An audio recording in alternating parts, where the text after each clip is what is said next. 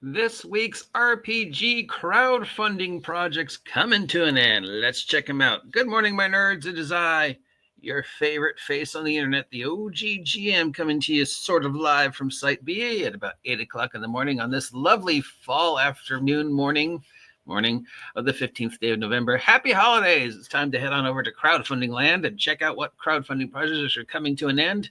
See if anybody's hit the $1 million club this week and if any of these look interesting. Surprise. One of the largest Kickstarters this week is not a 5th edition thing. It's a miniature game at almost 4 million. So, yeah, I guess again, still RPGs that aren't D&D don't make money. Indie games don't make money. Board games don't make money. The only thing that makes money is D&D, right? Even though D&D is showing a financial loss every week. All right, enough of that. Here we go.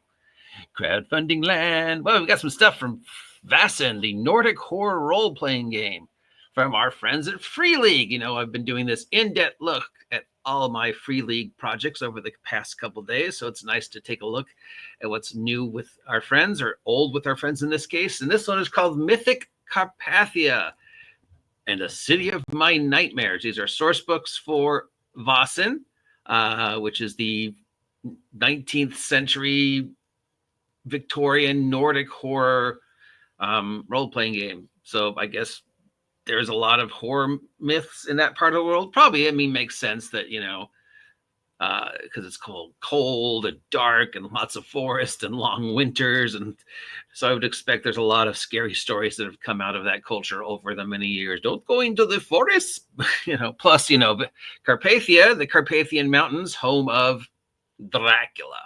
So cool.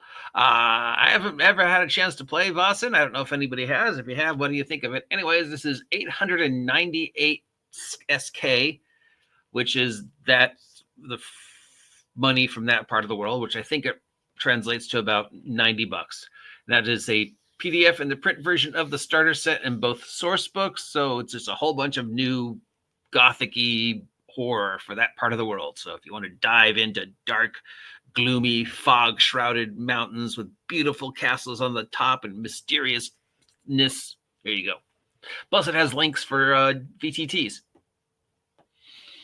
From Monty Cook Games, we have The Darkest Woods. This is a system neutral. It is $189 for the PDF and the print version of the book, plus handouts, token, dice, art book, and more. It is a mega adventure with twists and turns and a QR code to let you and your players dive into a more immersive setting. Intended to be laid over a game you're running right now, regardless of the system. This GM-friendly experience. The horror quest involves terrors emerging from the woods. Really give your players a new and unexpected challenge. Download the sneak peek at Backerlit. That tells me absolutely nothing. So let's look. So it's a system-neutral adventure about a spooky haunted woods. You get,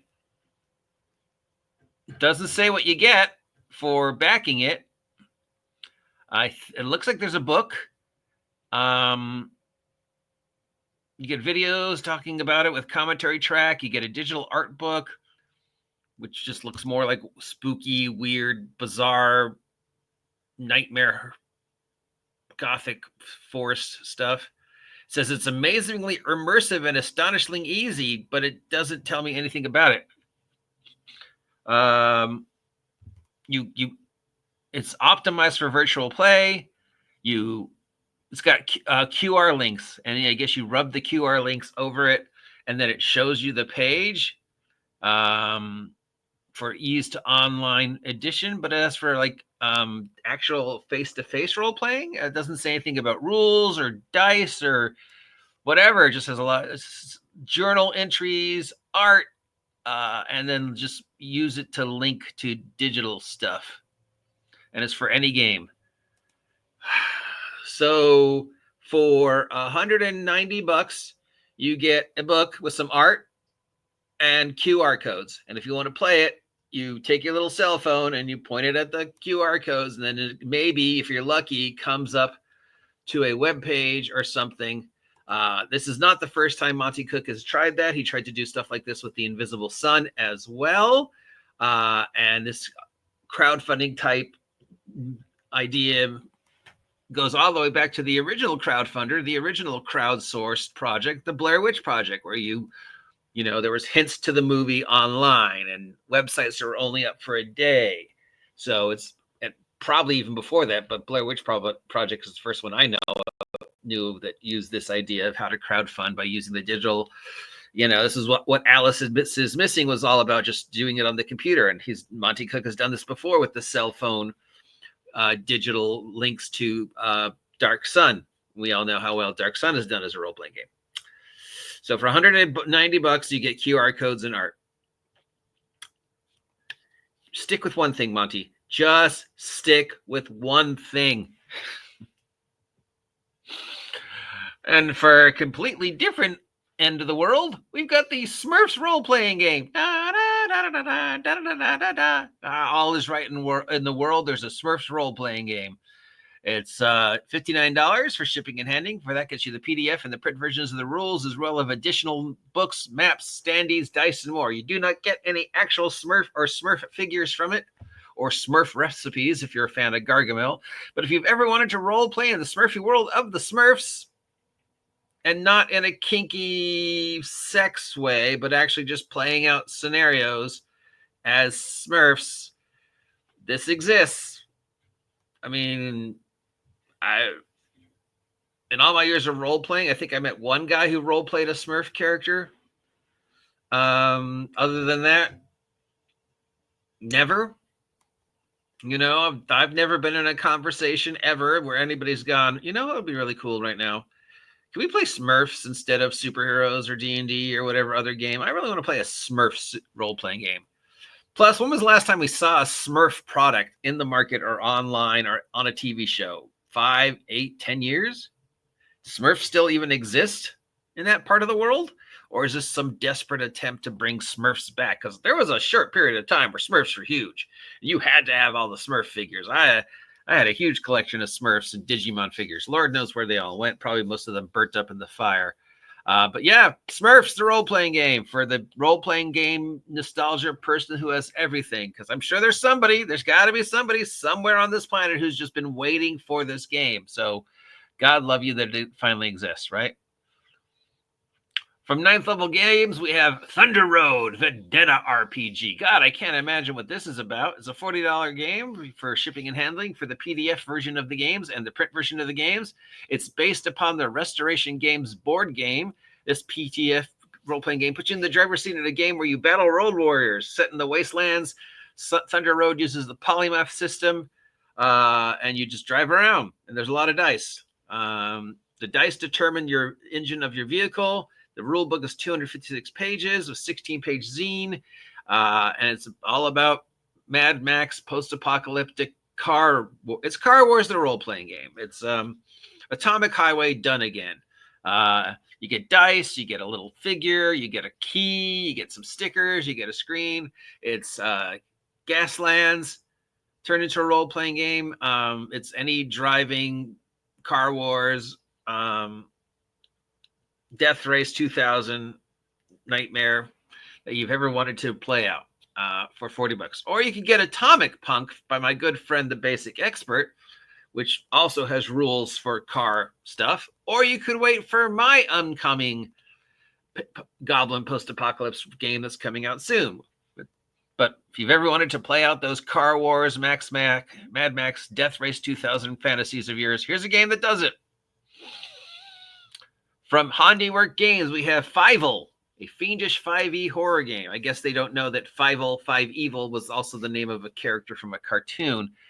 $16 for the PDF of the book. It is a game, takes a 5e, rolls it, and reimagines it as an indie horror point of view. So not 5e, a completely different game that just happens to use D20s. If you've ever wanted to take 5e as it is, toss it out the window, and instead play a D20 horror game that happens to just use the same stats as 5e for $16, you could do that. Yeah. Or you could just buy a horror role-playing game that probably does the job better. I'm on a lot of tangents today, so here's another one. Leave 5e alone. 5e works as is. As long as you embrace what 5e is, it works. It is not anything else other than 5e. Anytime you try to make it anything else like this, it doesn't work. If I want to, plus the whole emphasis of 5e is no scary stuff. So now you're not making a fiendish 5e horror game. You made a D20 horror game that uses the OGL strength, dex, con, intelligence, wisdom, charisma, armor class, hit points, which, you know, anybody who uses the ORC can use, or anybody who uses the Shadowdark license can use, or anybody who uses the Project Black Flag license can use. But you tried to hook it on to 5e by saying it's 5e, even though you also say we completely changed it, so it's not 5e, it's a D20 horror game. Stop it. Shame on you. And we've got some zines. This is from the Tabletop Engineer. We've got these fantasy zine double feature, Delver 16 and Runes 5. This is a bunch of zines for any D20, OSR, OGL, OSE style role-playing game, Shadowdark, whatever. It's just zines filled with all sorts of supplemental stuff for your favorite D20 anything. And because it's D20 centric, it can be used for any D20 game, even Dungeons and Dragons, and even Fievel. I'm sorry, I'm calling it Fievel, not Five Evil. I'm calling it Fievel after the mouse from American Tail. And then we have from Drowning Moon Studios, we have Final Girl Rising for Powered by the Apocalypse. It's $65 for the PDF and print version of the books.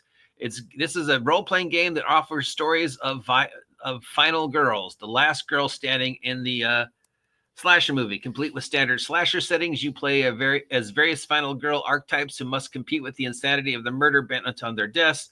The games put focus on the final girl, distilling the essence of the genre into Powered by the Apocalypse. So that means only one person survives each scenario.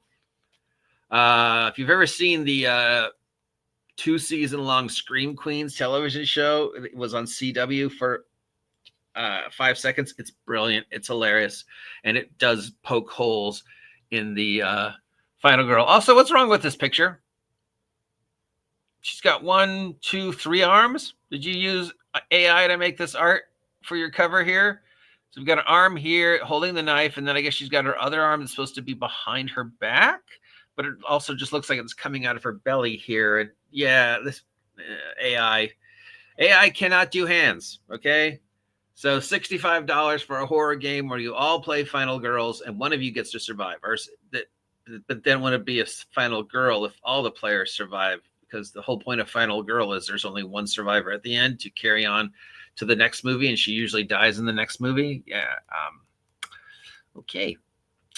Here's one I'm excited for from our good friend Ed over at Shades of Vengeance. It is the Consortium 10th Anniversary role-playing game for the Era T10 system. It's $50 for the PDF, 19 PDFs, everything he's made for Consortium, including the 18 supplemental books over the past 10 years. You can see me in a long interview with Ed, link down below. Definitely check this out. Highly recommend it. Can't say enough good things about Ed because he regularly spends time talking to me. So obviously he's got to be cool if he talks to me. And that's it. So my only recommendations is this. No. This. No. Maybe. Absolutely. Yes. I mean, we know the universe has been crying for this. No. Maybe. No. No.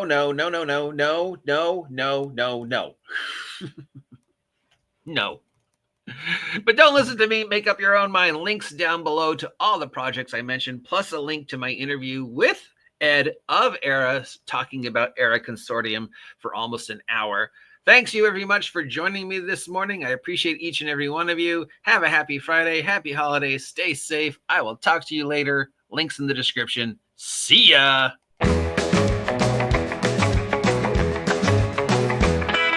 News from the table in the rolling waves. Dice in our hand, we're the dungeon's brave. Adventures tonight with our mighty team. Heroes we've become, living out the dream.